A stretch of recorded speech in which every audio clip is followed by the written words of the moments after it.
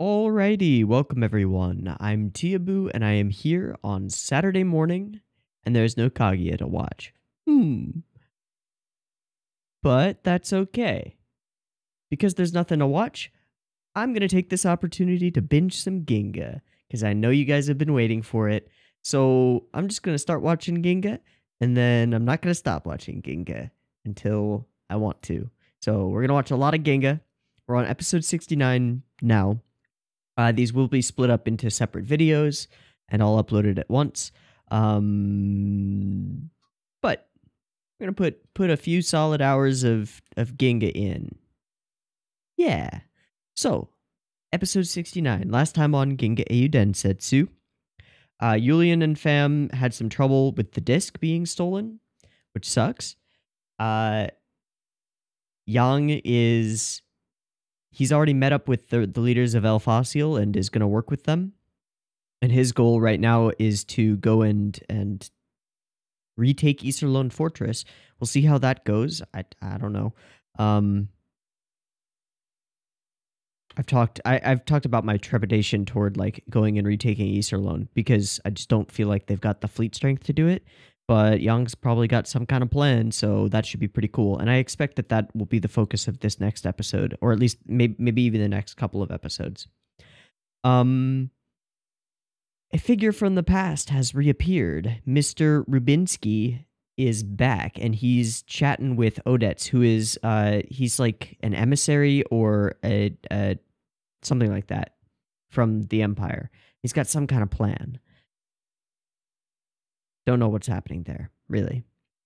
And then Bucock and some of the other people on Heinesen in the Alliance are gearing up to make a sort of suicide last stand of sorts and hopefully defend their territory. See how that goes too. So hopefully, well, not exactly hopefully. I don't really, it doesn't matter what happens. It'll be cool no matter what because Ginga is always pretty awesome. But I'm kind of hoping that we get some focus on taking back Easterlone Fortress and stuff like that. So let's find out, shall we? Episode 69 is up. It's at 0 seconds. There will be multiple versions of this video. You can find timer picture-in-picture versions with the video up there in the description down there. And timer-based version on YouTube, as usual, will have a beep-beep timer, which will go boop, boop, boop, beep. But on the beep and the green light, that's the same frame that Ginga starts playing on my screen. So you know what to do. Beep-beep timer goes here.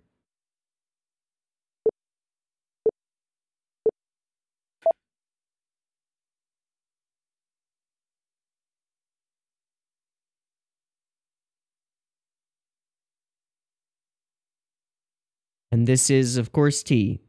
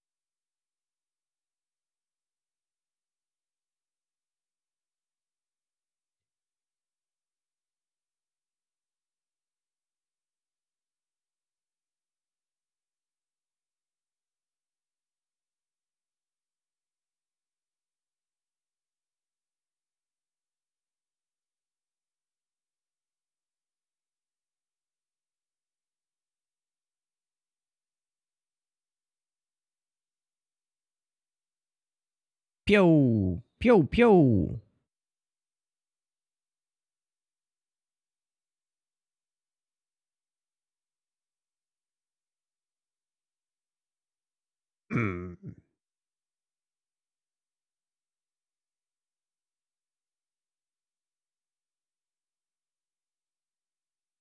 Hmm. Nice. Not so nice.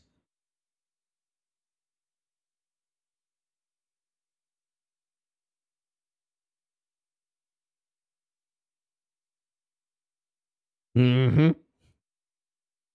Yes, he is.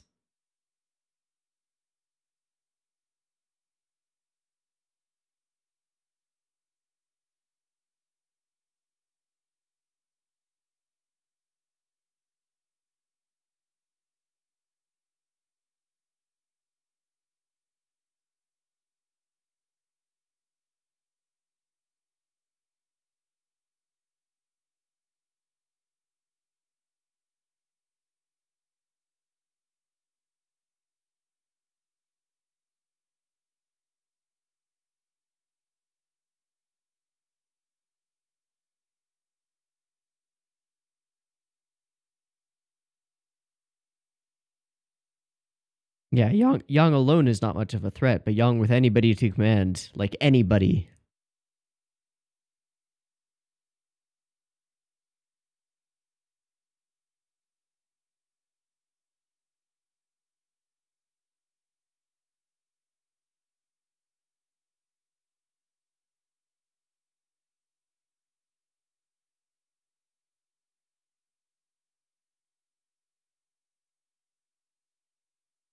But what if he gains Iserlohn?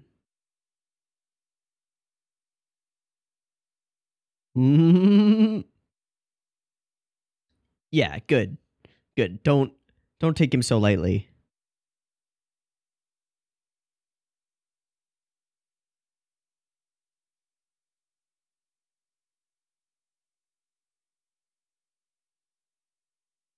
You're kind of terrifying, Hilda.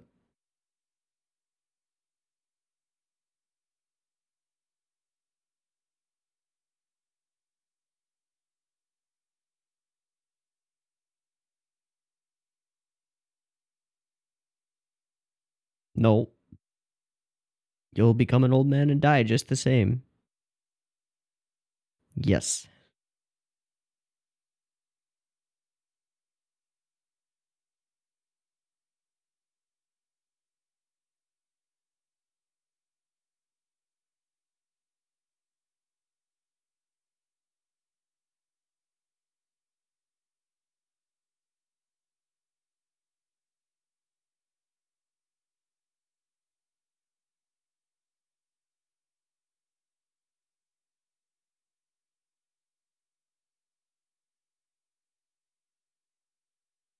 Yeah, she made the big play.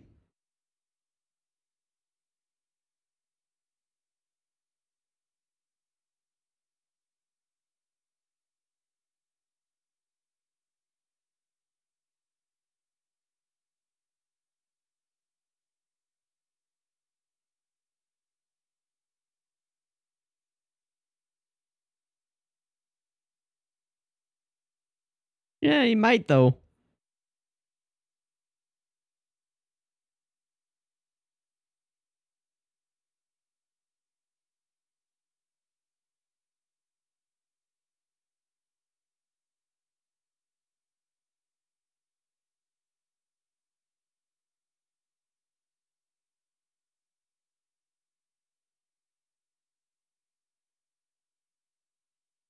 Maybe.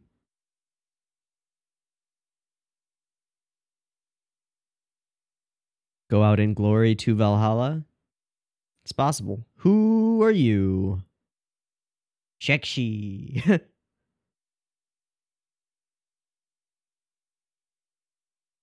mm, mm. Ah?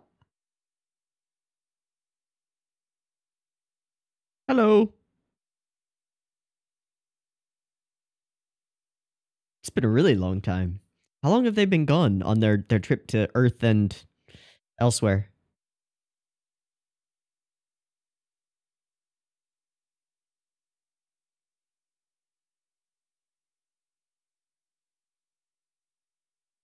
Uh, Of course, he's doing Poplin things.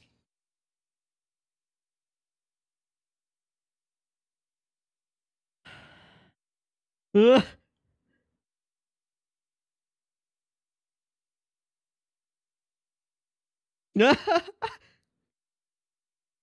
You know me.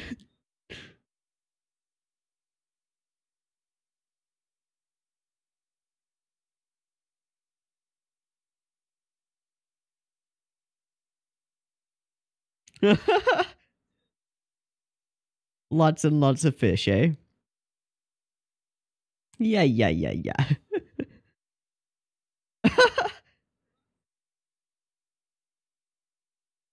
Hell yeah.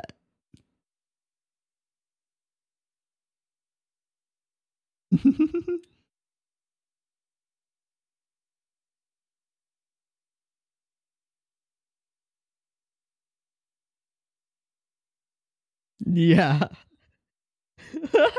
I'm with you, Julian. These goofballs. Perfect.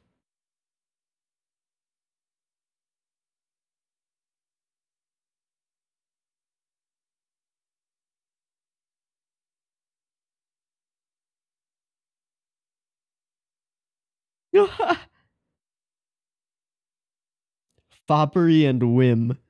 That's great.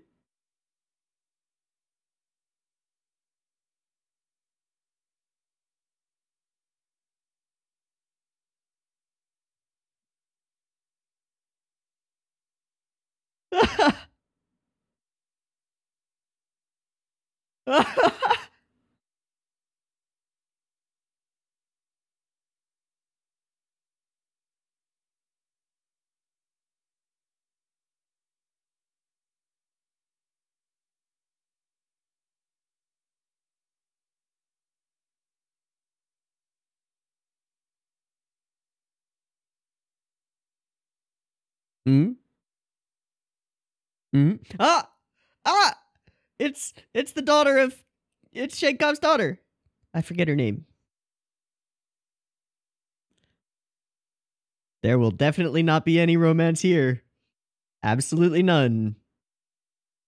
There's no chemistry or connection between these two.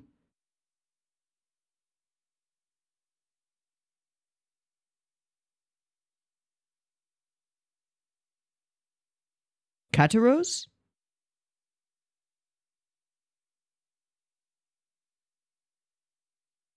Yeah, but do you know who she is?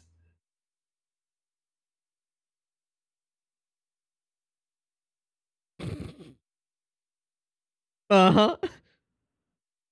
Very, very special acquaintance. An acquaintance of both of ours. Kataros, hey. Von Kreutzer. Hmm.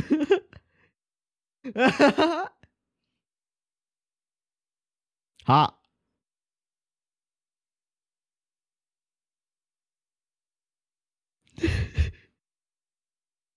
Especially a really pretty one like that.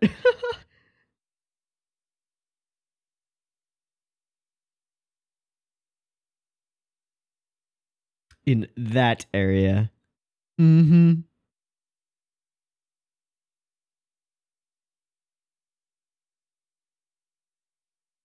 Destiny.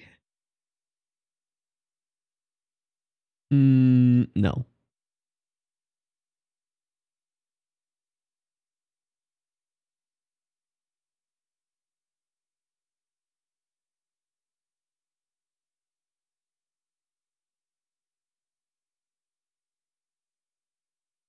Mm-hmm.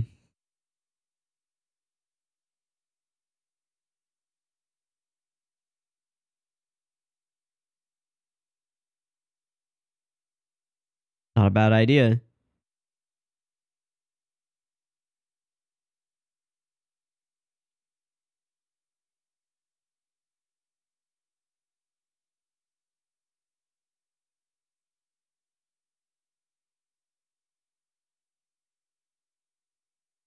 Working on a plan for Easterload?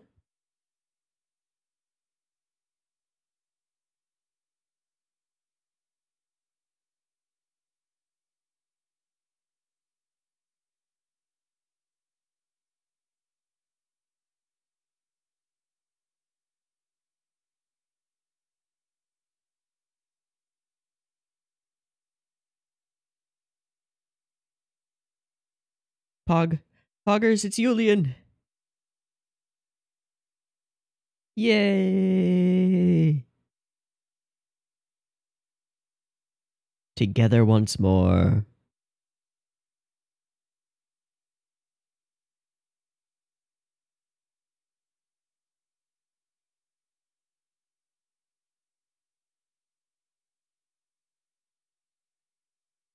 Hmm.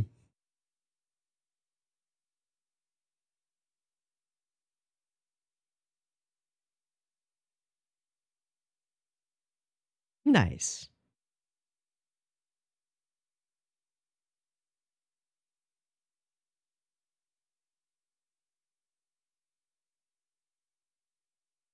Okay, what are we gonna do?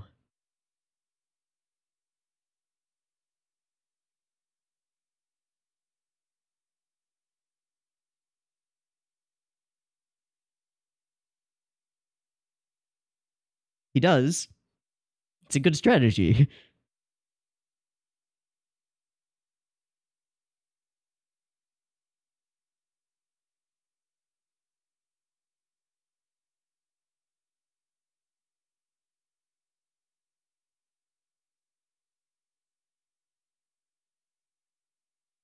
If you cut off the other path, yeah. Ooh. Ooh, if all the timing works out. Um,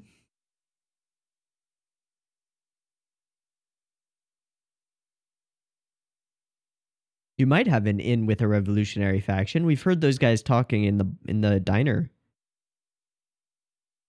Oh. Oh.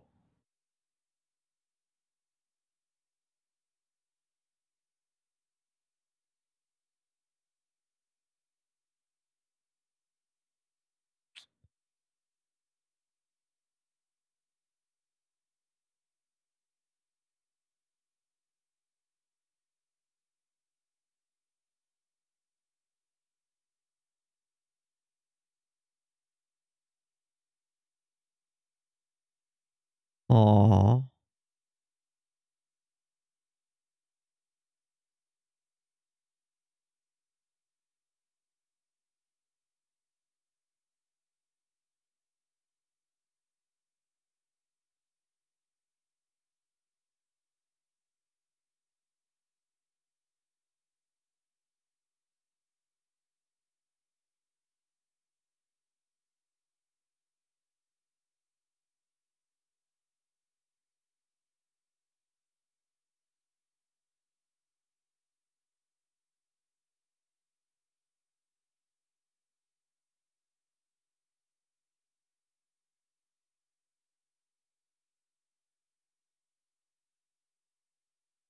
Hmm.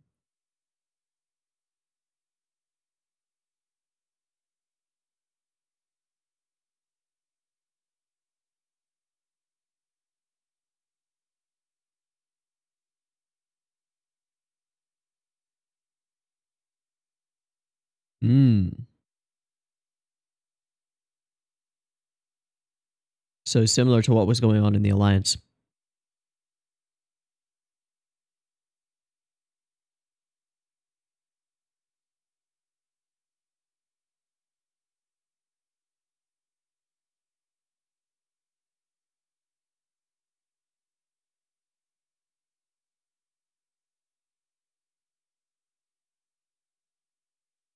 Hmm.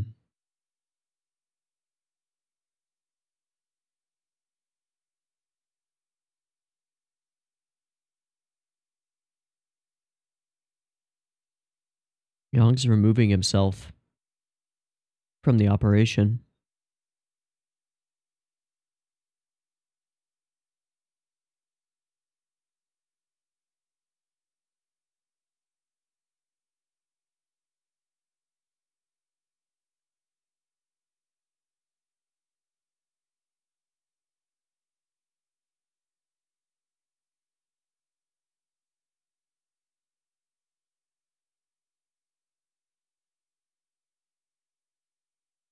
Give and take.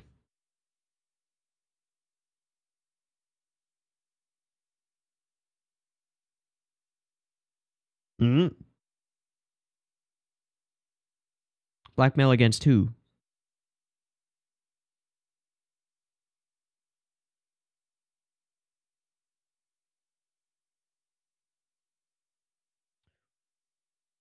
Whoo, that would stir up some trouble.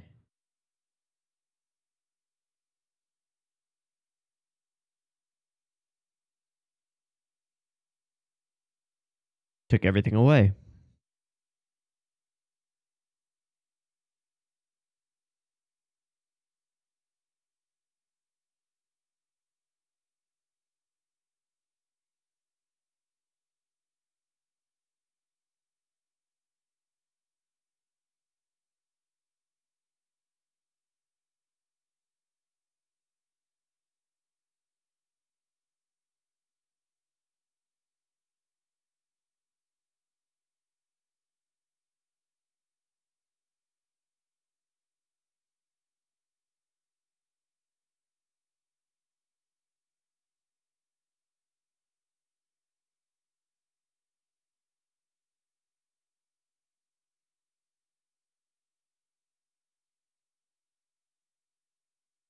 Hmm.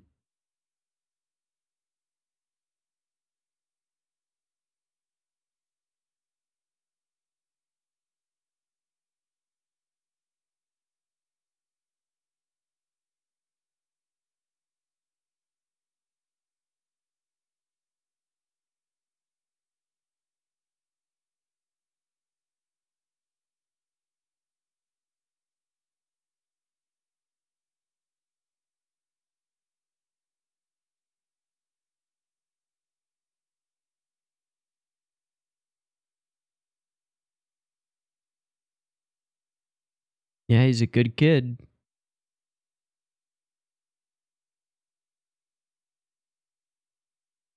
Hmm.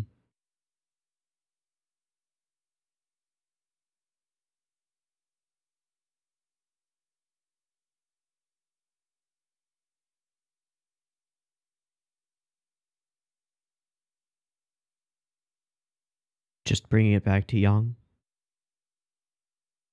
Ah.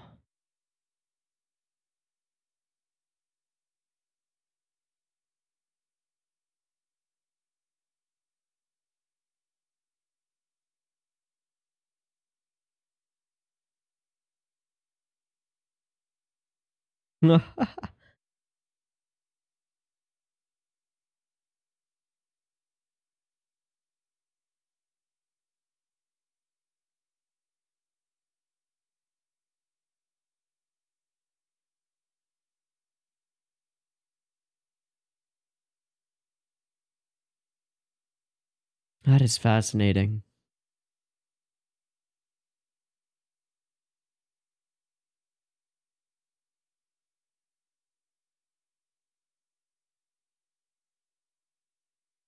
Who dis?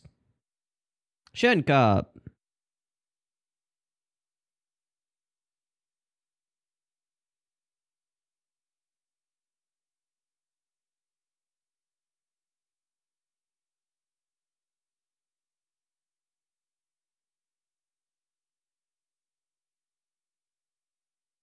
Let him do it.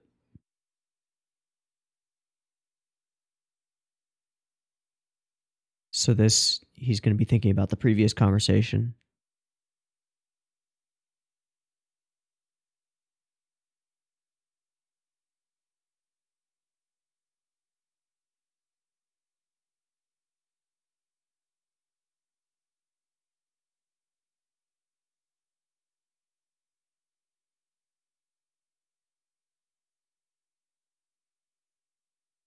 Huh?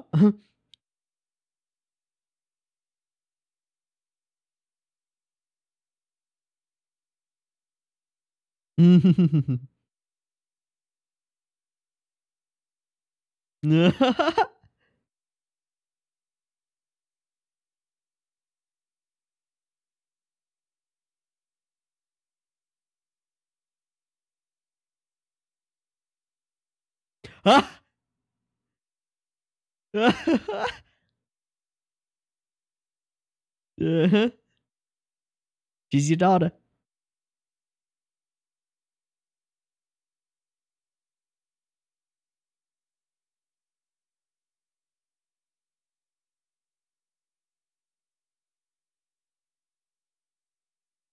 Gives her a no. Why?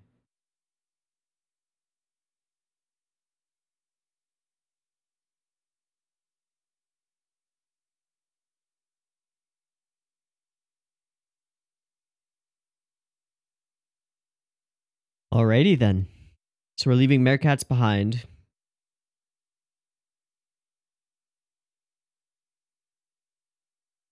Oh no, we're leaving Yang behind too.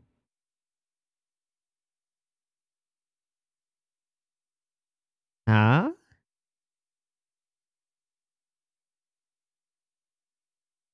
Bukak and Chung Yu-chan.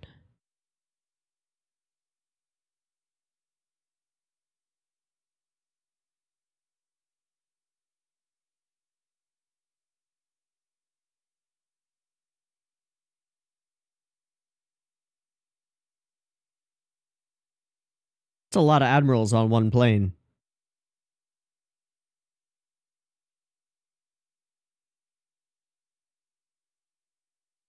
Big man Bukak, what's up?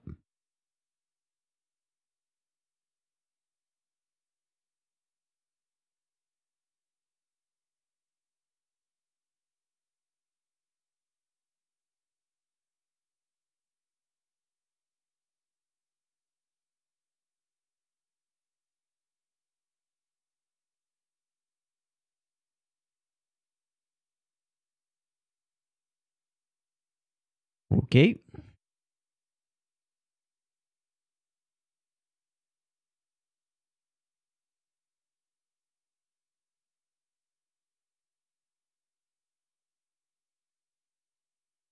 Final? Oh, okay.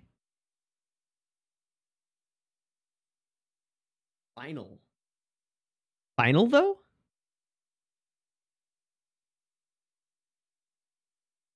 Okay.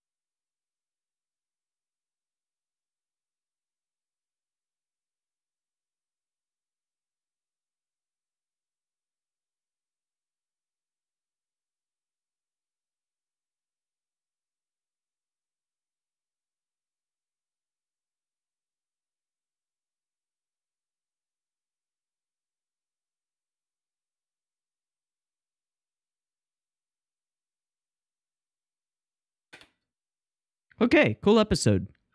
There was something that I didn't quite get at about 14 minutes, and I made a note of it because I want to go back through it and reread it. Yeah, so like the portion with Young's mistake. Where is Boris? Come see you once the entry procedures are done. Ask him about it. Young had committed one miscalculation. He didn't think that the Alliance forces were going to put up a fight, systematic resistance against the Imperial forces. But if he had known that Fleet Admiral Bukak and Admiral Trung would rally the surviving forces to challenge Kaiser Reinhard, he would have had to formulate a different equation. And then this is where, and then for the first time in his life, he would have most likely entered into a battle with no possibility of victory. If he knew. So if he knew about the Alliance resistance effort, then he would have entered into a battle with no hope of victory. But as it stands now, because he didn't know about that, he's going to enter into a battle with hope of victory.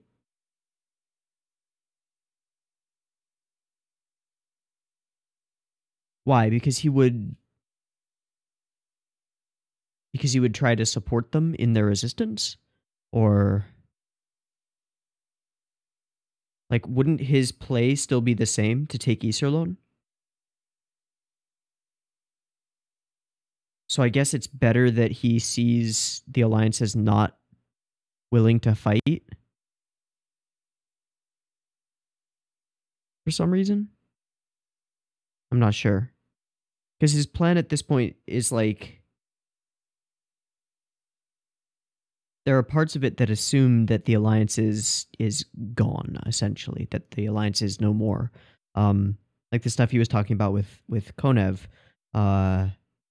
saying that if the Alliance were to fall completely under the grasp of the Empire, then Fizan would have no choice but to align themselves with Elfasio. So I'm a little bit confused by this. I'm sure it'll become more clear as we go on.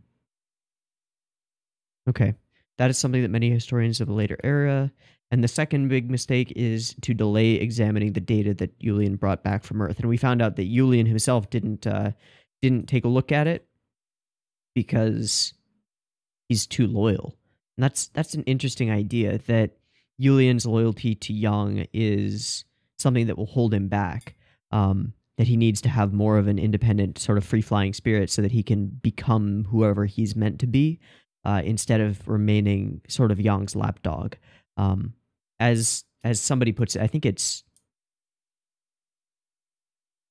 I'm actually not sure who said it anymore. Who mentions that, you know, Julian sings well, but only when he's dancing to your tune, Yang. And that seems accurate to me. Like, Julian needs to find his own voice and his own like trust in himself as somebody. So maybe he'll gain that as he goes on this mission with Shenkop and some of the others. Being on an important mission seemingly separate from Yang. I'm actually not positive who's going and who's not. I know that Julian is going, but the sequence where they talk about, like, we should just leave Meerkats behind. No, we can't, because they want to hold Yang as a sort of a hostage so that military power doesn't become a thing. So I guess Yang is staying behind, and Shenkop is doing the actual battling. I don't know. We'll find out. We'll find out soon enough. I'm going to watch the next one right after I finish this recording. So, in any case, this is interesting and pretty cool. So, Shenkop now knows that his daughter is here, and he chooses to leave her behind, even though she wanted to come along. But he takes Julian. That's kind of interesting. There's something interesting there. Maybe a little bit of softness on Shenkop's part, trying to protect his daughter. Maybe. But I'm not sure.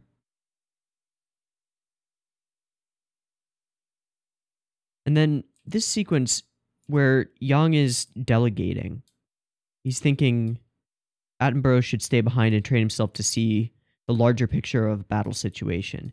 He wants his underlings to get good enough in their various fields to, like, as a whole, as a group, be able to take over for him. That's the idea that I get from it, is like, in the same way that Reinhard was thinking about the future and setting up, like, thinking about how to set up the Empire so that someone else who's less gifted than he is can take over once he's gone, and it won't just fall apart. It feels to me like Yang is doing a sort of a similar thing, where he's trying to ensure that his underlings, that his subordinates, are good enough at their respective fields to take over from Yang as a group.